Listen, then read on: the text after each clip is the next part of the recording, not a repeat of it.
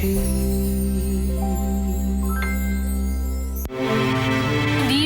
പറഞ്ഞു എനിക്ക് എൻ്റെ ഹസ്ബൻഡിനെ വേണ്ട, അദ്ദേഹത്തിന്റെ മുതലും മതി.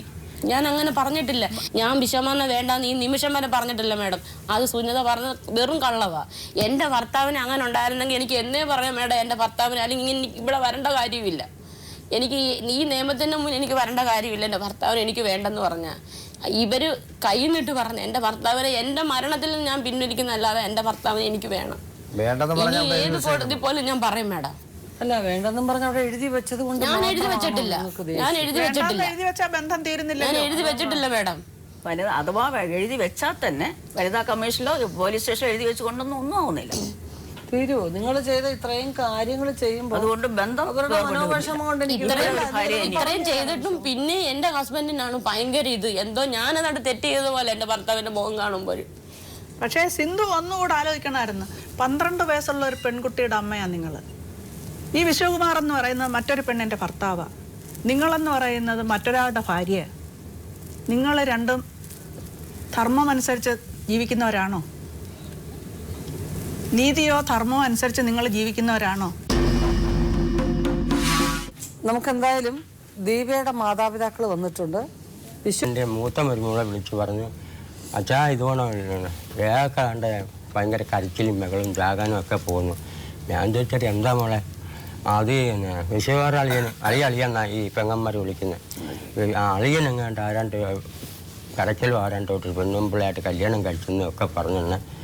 ഞാനും എൻ്റെ ആമക്കളും ഇതുമായിട്ട് ഓടി, എൻ്റെ മരുമക്കളോട്ട് ഓടി ഈ മയ്യനായിട്ട്. ഈ പെണ്ണ് 2 മാസം കൊണ്ട് ഗർഭിണിയാണ്. എനിക്ക് കളയാനൊക്കത്തില്ല. അല്ല അതൊക്കെ പറഞ്ഞു. അപ്പം ഞങ്ങൾ അറിഞ്ഞു ഇവിടെ വന്നെ എവനോട് ഒരു വഴക്കിനും പോയില്ല, ഒന്നും മിണ്ടിയില്ല. അപ്പൊ എൻ്റെ ഇളയ മോനോട് വഴക്കിന് ചെന്നെ പറഞ്ഞ് ഇവിടെ ഒരിക്കലും പാടില്ല, നാളെ നിന്റെ പെങ്ങൾക്ക് 18 ദിവസം വീട്ടിൽ വന്നിരുന്നു സാറേ. സാറേ മാഡം 18 ഈ ക്രിസ്മസിന്റെ 2 ദിവസം മുമ്പ് ഞങ്ങളല്ലാതെ വേറെ 2 ആമ്പിള്ളേരല്ല വേറെ ആരെങ്കിലും അവന്റെ കാല് കല്ല് ഓടിക്കുമോ ഇല്ലയോ? ഓടിക്കും. എൻ്റെ മോളും ഞാനും പറഞ്ഞു, എൻ്റെ ആമക്കളോട് പറഞ്ഞു.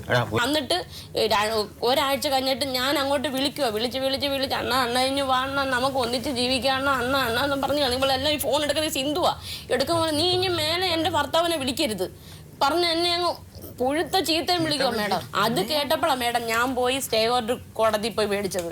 എനിക്കറിയാം എന്നെ ഇറക്കുമെന്ന് അറിയാം, അതുകൊണ്ട് തന്നെ ഞാനത് വാങ്ങിച്ചത്. എനിക്ക് എങ്ങോട്ടും പോകാനില്ലാത്തത് കൊണ്ടാണ് ഞാനത് ചെയ്തത്. മാഡം ഞാൻ ഇതേവരെ ചീത്ത വിളിച്ചിട്ടുണ്ട്. കോടതി പോയിട്ട് എന്ത് സ്റ്റേ വാങ്ങിച്ചു? ഈ വസ്തു വിശ്വമാന്റെ പേർക്കാ. അത് തന്നെ. ഏത് കോടതിയില്? കുടുംബ കോടതിയില്. കുടുംബ കോടതിയിൽ നിങ്ങൾ എന്ത് പറഞ്ഞ് കേസ് ഫയൽ ചെയ്തു? എന്റെ ഭർത്താവിന്റെ പേർക്കുള്ള ബസ്സുമായി എന്നെ അവിടുന്ന് ഇറക്കരുത്.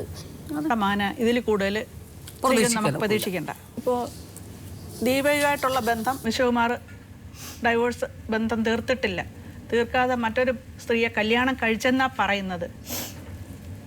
അതിന് നിയമസാധുതയില്ല. അവർക്ക് നിയമപരമായ ഒരു ബന്ധം നിലനിൽക്കുന്നുണ്ട്.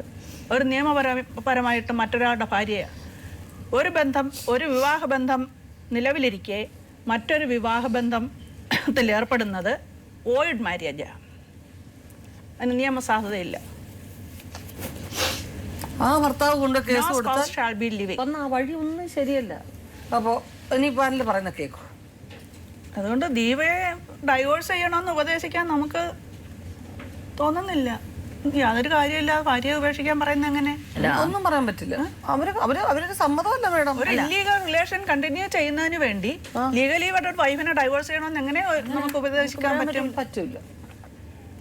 അവർ ഒരു കേസ് കൊടുത്തിട്ടുണ്ടെന്ന് പറയുന്നു. റെസ്റ്റിറ്റ്യൂഷനാണ് അവർ കേസ് കൊടുത്തത്. അതായത് ഒരുമിച്ച് താമസിക്കാൻ വേണ്ടി അവരൊരു കേസ് കൊടുത്തിട്ടുണ്ട്.